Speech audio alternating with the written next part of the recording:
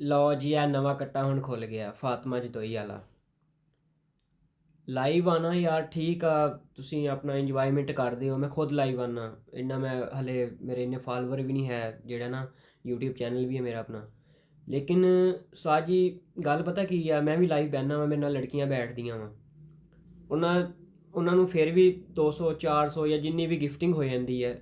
ਮੈਂ ਖੁਦ ਵੀ ਬੈਠਦਾ, ਦੂਸਰਿਆਂ ਨੂੰ ਵੀ ਮੈਂ ਦੇਖਿਆ, ਲੜਕੀਆਂ ਨੂੰ ਗਿਫਟਿੰਗ ਇਤਨੀ ਨਹੀਂ ਹੁੰਦੀ। ਠੀਕ ਆ, ਇਹ ਸਾਰੇ ਜ਼ਿਆਦਾ ਠਰਕੀ ਬੰਦੇ ਬੈਠੇ ਹੁੰਦੇ ਆ ਟਿਕਟੋਕ ਦੇ ਉੱਤੇ। ਠੀਕ ਆ, ਤੇ ਲੜਕੀਆਂ ਨੂੰ ਗਿਫਟਿੰਗ ਇਸ ਵਜ੍ਹਾ ਤੋਂ ਕਰਦੇ ਆ ਕਿ ਇਹ ਸਾਡੀ ਗੱਲ ਮੰਨਣਗੀਆਂ, ਅਸੀਂ ਇਹਨਾਂ ਨੂੰ ਜਿਵੇਂ ਕਵਾਂਗੇ ਉੱਦਾਂ ਸਾਡੀ ਇਹ ਗੱਲ ਮੰਨਣਗੀਆਂ, ਸਾਡੇ ਗੱਲ 'ਤੇ ਅਮਲ ਕਰਨਗੀਆਂ। ਹੈ ਉਹ ਕਮਲੀ, ਉਹ ਠੀਕ ਆ, ਤੁਹਾਨੂੰ ਗਿਫਟਿੰਗ ਹੋ ਰਹੀ ਆ, ਸਾਰਾ ਕੁਝ ਹੋ ਰਿਹਾ ਵਾ। ਹੈ ਤੁਸੀਂ ਆਪਣਾ ਇੰਜੋਇਮੈਂਟ ਕਰਦੇ ਹੋ, ਅੱਲਾਹ ਪਾਕ ਨੇ ਤੁਹਾਨੂੰ ਪੈਸਾ ਦਿੱਤਾ, ਇੱਜ਼ਤ ਦਿੱਤੀ, ਸਾਰਾ ਕੁਝ ਮਿਲਿਆ ਤੁਹਾਨੂੰ ਅਗਰ ਕੋਈ ਬੰਦਾ ਬਾਹਰ ਸੱਦਦਾ ਹੀ ਆ, ਤੁਸੀਂ ਆਪਣੀ ਫੈਮਿਲੀ ਦੇ ਨਾਲ ਜਾਓ, ਤੁਸੀਂ ਆਪਣੇ ਘਰਦਿਆਂ ਦੇ ਨਾਲ ਜਾਓ, ਇੰਜੋਇਮੈਂਟ ਕਰੋ। ਠੀਕ ਆ, ਅਗਲਾ ਬੰਦਾ ਦਾਵਤ ਕਰਦਾ, ਖਾਣਾ ਸ਼ਾਨਾ ਖਾਓ, ਆਪਣਾ ਰੂਮ ਲਓ, ਆਪਣਾ ਘਰ ਲੈਦਾ, ਉੱਥੇ ਕਿਰਾਏ 'ਤੇ ਲਓ 2 ਮਹੀਨੇ ਵਾਸਤੇ ਜਾਂ 2 ਦਿਨ ਵਾਸਤੇ ਜਾਂ 4 ਦਿਨ ਵਾਸਤੇ। ਤੁਸੀਂ ਜਾਣਾ, ਤੁਸੀਂ ਜਾਓ, ਆਪਣਾ ਇੰਜੋਇਮੈਂਟ ਕਰੋ, ਵਾਪਸ ਆਇਓ।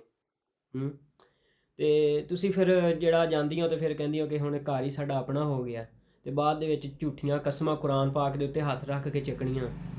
ਕੁਰਾਨ ਪਾਕ ਉਹ ਐਡੀ ਪਾਕ ਕਿਤਾਬ ਆ, ਹੈ, ਤੇ ਤੁਸੀਂ ਉਹਦਾ ਮਜ਼ਾਕ ਬਣਾਤਾ ਫੜ ਕੇ। ਉਹ ਦੋ ਜਹਾਨਾਂ ਦਾ ਬਾਦਸ਼ਾਹ, ਉਹਦਾ ਤੁਸੀਂ ਮਜ਼ਾਕ ਬਣਾਤਾ ਫੜ ਕੇ।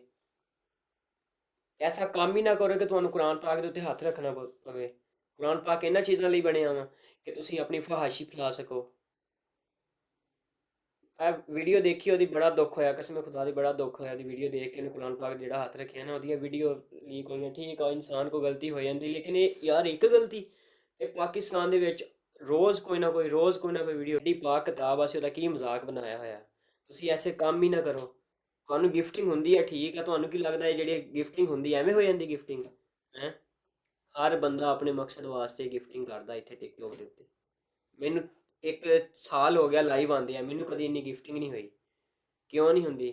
ਹਰ ਬੰਦਾ ਆਪਣੇ ਮਤਲਬ ਲਈ ਕਰਦਾ ਵਾ, ਕਿਉਂਕਿ ਮੈਂ ਇੰਨਾ ਫੇਮਸ ਨਹੀਂ ਹੈ, ਇਸ ਵਜ੍ਹਾ ਤੋਂ ਫੇਮਸ ਨਹੀਂ ਹੈ। ਮੈਂ ਲੜਕਾ ਵਾਂ, ਫੇਮਸ ਨਹੀਂ ਹੈ। ਅਗਰ ਮੈਂ ਲੜਕੀ ਹੁੰਦੀ, ਫੇਮਸ ਨਾ ਵੀ ਹੁੰਦੀ, ਮੈਂ ਲਾਈਵ ਆਉਂਦੀ ਲੜਕੀ ਹੁੰਦੀ, ਤੇ ਮੈਂ ਕਹਿੰਦਾ ਦੂਸਰੀ ਤੋਂ ਤੀਸਰੀ ਲਾਈਵ ਤੇ ਮੇਰੇ ਕੋਲ ਪਤਾ ਨਹੀਂ ਕਿੰਨੇ ਗਿਫਟ ਆ ਜਾਣੇ ਸੀ।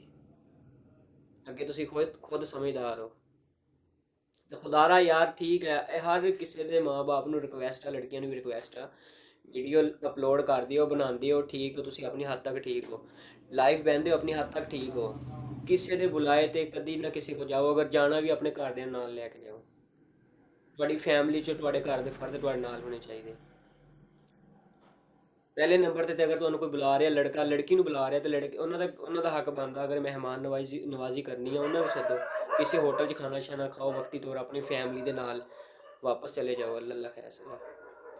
ਤੁਸੀਂ ਐਤਮਾਦ ਇੰਨਾ ਕਰ ਲੈਂਦੀਆਂ ਹੋ ਕਿ ਜਾ ਕੇ ਹੁਣ ਜੀ ਠੀਕ ਆ ਜੀ, ਉਹ ਤਾਂ ਹੁਣ ਆਪਣਾ ਘਰ ਹੀ ਆ ਨਾ, ਉਹ ਸਕੇ ਜ਼ਿਆਦਾ ਭਰਾ ਹੁੰਦੇ ਜਿਹੜੇ ਆਪਣੇ, ਉਹ ਨਹੀਂ ਹੁੰਦੇ।